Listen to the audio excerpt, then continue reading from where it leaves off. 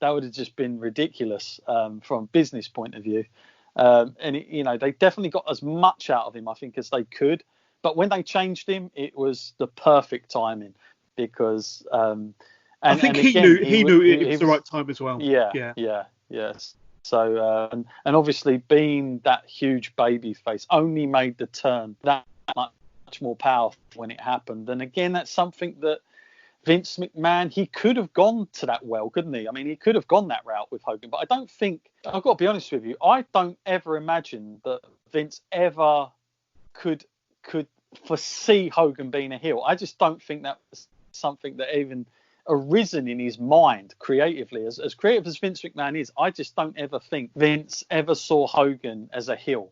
No. I know that Hogan saw himself as a heel back in absolutely. the WWF days because he came out recently, and I don't know whether this is just fiction and Hogan talking out of his arse or whether this is another made-up story, but he reckoned that he came up with the Hollywood Hulk Hogan character when he was in WWF and floated the idea of turning heel to McMahon, and McMahon turned it down flat, as you mentioned. But Hogan did have that kind of persona in his back pocket even back in those days. But I agree with you. I think that it wouldn't have suited his WWF character, but when he had the opportunity to turn Bash at the Beach 2 years later than what we're watching now, 96, that's when the turn happened. That was the ideal time, because as flat as Hogan was when he left the WWF, I think that his WCW career as the red and yellow babyface was becoming even flatter. Yeah, absolutely. So I point out as well where we are. This is Orlando, Florida here, July 17th, 94. And 14,000 is the recorded attendance, according to the wiki anyway. And the tagline, nothing more than this: Hulk's WCW debut. There you go. Can't say any clearer than that, can you? Get in and watch the thing. But it was. I think again, I maybe I was naive at the time being a kid, but I just saw both WCW and WWE as just absolutely equal. So I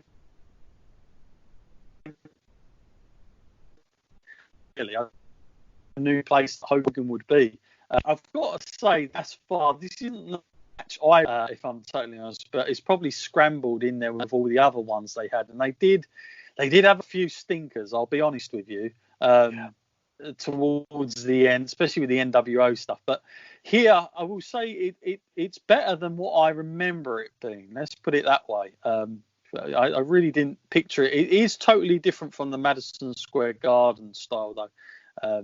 I would imagine the MSG would have had a lot of input from somebody like Pat Patterson at the time, who was very much a big part a hand in those matches, especially at like New York. And God knows who put this together, but probably the pair of them. But not too bad at the moment. What are you making of it?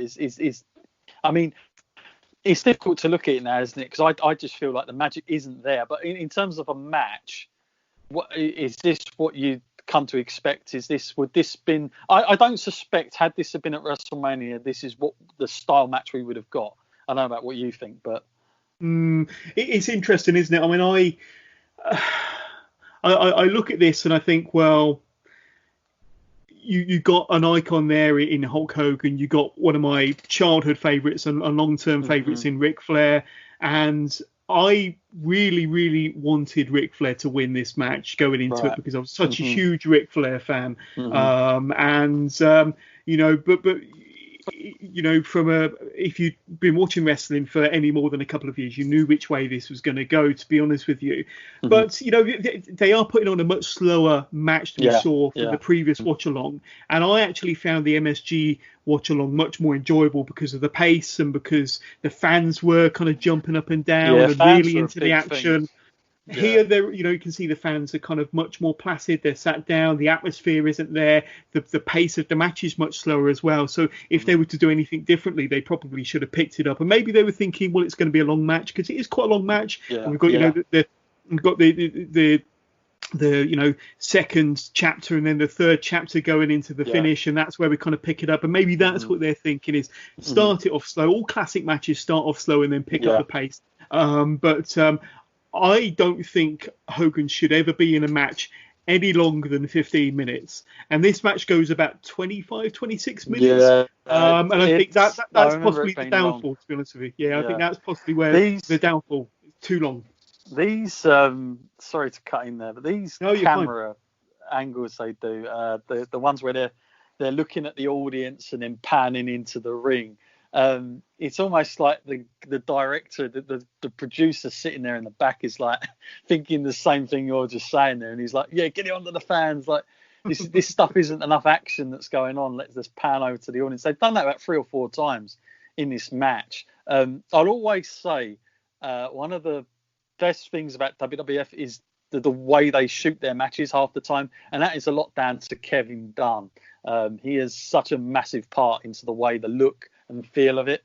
But you see where the camera is now. Like there's a camera guy. You would have seen him a few times. He stands up on that turnbuckle. That's quite unique. That's quite different. But again, you have to be a bit careful. Wrong move. The other like really great thing about this match is you got Bobby Heenan on commentary. We know that he's gold. One of my all-time favourite commentators, especially in the WWF. But in WCW, I think around this time, especially commentating on the Ric Flair match, you know he's going to have his kind of heel tendencies like he used to back in 91, 92. You know what sort of connection that they had in the WWF days. And I think they kind of played off that with a lot of bias being shown from the brain towards Ric Flair. But you know, I really love the pairing of Sherry and Rick as well. I think you know she's one of the greatest managers, one of the greatest valets, one of the greatest women ever in the wrestling business, in my opinion. And to have her, you know, 2 classic old school heels, you could say, side by side. It's almost as good as having a Mr. Perfect by your side, to be honest with you. So they do complement each other in a very similar way. Yeah, I agree. One of the things I don't like so much is having Jimmy Hart out there with Hogan. I know he's his mate, and that's the only reason he's probably there. But I don't think I never enjoyed their chemistry with each other. I just felt like someone like Hogan really doesn't need someone like a Jimmy Hart on the out. You know, it takes away a little bit that, you know, eyes are going elsewhere. But it was an odd pairing, but I know why it's happened. It's because he's brought him in as a friend, and they've just gone, you know, let's have them together. But yeah, it was an odd pairing. Those two. I felt exactly the same about Jimmy Hart. I thought as a heel manager, he was absolutely fantastic. He was up there, but as soon as he turned babyface, started associating himself with Hogan, I felt that Jimmy Hart kind of, you know, whereas before he was the kind of heel manager that you would love to hate, and as a babyface manager, I just felt that he was just annoying, to be honest with you. But it was around this time, I believe, that Jimmy Hart actually became Hulk Hogan's real life manager / agent. So they were kind of very, very close together in terms of a you know, professional relationship as well. Seeing Hogan step up there, it's almost no selling that now. I suppose that's the other big thing as well. Maybe fans were thinking, is he still going to do the Hulk up stuff? Does that happen over here and things like that? But those questions would have definitely been. There's the big boot, which of course is very much a known Sherry there taking out. That was good. The ref literally just got slung out like nobody's business, like on a piece of ice. The other thing that bothers me only with WCW, the only reason I would have maybe have had some preference with WWF at this time, I used to really dislike the bloody ring. I don't know what it is, but having the logo in there, it just, I don't know, I just never used to like it as much. Same. As having just something in the plane. Oh, Sherry. Beautiful dive off the top. Beautiful. No, I was exactly the same about the ring. I just felt that the WCW logo in the middle was just a little bit too much. They did that with like everything, didn't they? Really, I think. Yeah. It's almost kind of So now we've got a referee that's down. They're going to sell that. They're going to put another guy in. The referees are quite a funny thing as well, because here they've still got them in the bow tie. Very look is still going on. I like that. I like the more traditional referee attire. I wonder if we'll ever go back to that again. Where some guy will come along being an old school fan and ref and be like, no, I insist on wearing this. Yeah, it was much more of like a boxing type referee sort of view, wasn't it? It was like the attire It's much from like a boxing match or something. And I think it's worth, again, you were saying earlier, the thing that just isn't there for me is the excitement from the audience. Like, although we're watching these pretty much with the volume down, you can tell just by looking at the audience if they're into it or not. And it just doesn't seem to have that same magic. And it is odd because we're only, almost, 2-3 years apart at max. And it's just so different where we're at, just the promotion, the look, that the magic just isn't there. Even looking at it from this point of view, from where we are now, you can really tell that there is maybe that match in 92. That was it. That was when it was going to happen or never for the magic anyway. Yeah, and maybe this plays into Vince McMahon's thinking that, they weren't getting the type of feel or atmosphere from the fans on the house show loop that they were doing. And maybe this was the type of reaction. I mean, we saw the MSG show. That we said that the New York crowd are quite a unique crowd, very, very animated, very, very loud. They know what they like. And, they're quite a bolsterous crowd. They can be the New York market. But maybe this is the typical reaction that they were getting on the rest of the house show circuit that maybe swayed Vince McMahon into thinking, well, maybe if it's not getting a reaction on the house show circuit, then it's not going to get a reaction at a WrestleMania. And I think, it's still a spectacle. It's still an occasion. They're still, really laying it into one another. It's a lot of effort being put into these two. We know they've got chemistry because they proved they have chemistry in the previous match. So they're working well with one another, but they're just not getting the reactions, are they? No, we're seeing Hogan do a lot of this as well. The no selling, and then he's going to come back. But this, I think at this point, whatever's happening, all eggs are in one basket here.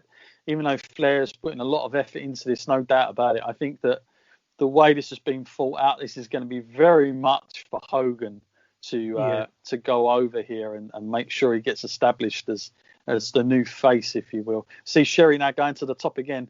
She's putting in the effort, that's for sure. You see Flair going to the top. Yeah, Sherry was just fantastic. But I think, are we approaching the end of the match here? I'm not sure. I think we've got a little while. Yeah, I'm not sure. So, that looks terrible. I'm not sure what Hogan's right arm was doing. Another big difference between this match and the MSG match is Hogan showed a lot more vulnerability during that match. He sold the leg a lot more, and here he's putting on an awful Hogan version of the Figure 4. I tell you, Sherry's doing well. Sherry's earning her money this time. She's up there again. She pulling out of her tights. Some more nuts. No, they went flying. Sherry's gone. She's been carried away by Shaq. Jimmy Hart's up there. What's Jimmy going to do? Flair's got the knuckle dusters. So they are referencing the MSG then. Because the MSG, the second match they had, they did try and use the knucks again, but they got thrown out of his hands this time. So that was quite a big thing. And now we're going to see what I alluded to earlier, whether the hulking up would happen. And here we see it's certainly real. But it's interesting because this audience, they know what's coming, but obviously it is an alien audience in many ways as well that maybe aren't ready to see this kind of stuff. Because like you say, they've come from seeing Ric Flair, Steamboat, Ron Simmons. Now they're going into this. So you can imagine some diehard fans sitting there going, what the hell am I watching in all this? You're going to see some big forums. This is very much Hogan now, what we're seeing. And like I say, all the likeness is there from WWF. There's the leg drop. Big boot. 1, 2, 3. There you go. New champion. But there's a lot of people jumping up and down. The fans are into the finish. The fans are into the finish. This happened. Yeah. You see some Hogan merch there from everybody. I mean, like I say, you can't take that away from them. They certainly, there's enough people there jumping up for joy. Like it wasn't, they certainly didn't seem like they were going into it as a foregone conclusion that Hogan was winning for some reason. Although I thought that would be obvious, but they obviously played it well enough to have people think that it wasn't, as we see now Hogan. I mean, what a sight that is with the WCW title, especially that version with Hogan. something I'm sure many people, especially Vince, hadn't seen. This is a very interesting moment we're getting with this sort of imagery of fireworks and